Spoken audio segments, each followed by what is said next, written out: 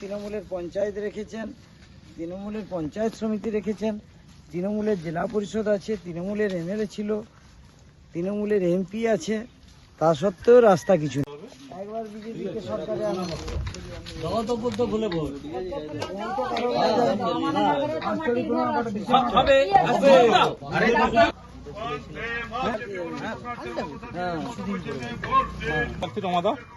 ঠিক আছে।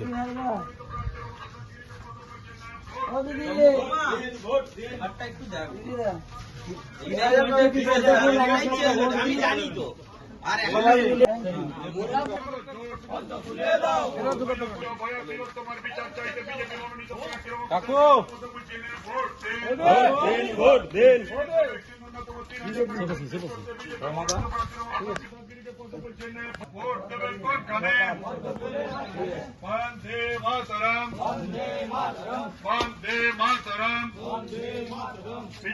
জিন্দাবাদ। বন্দে মাতরম। বিধানসভা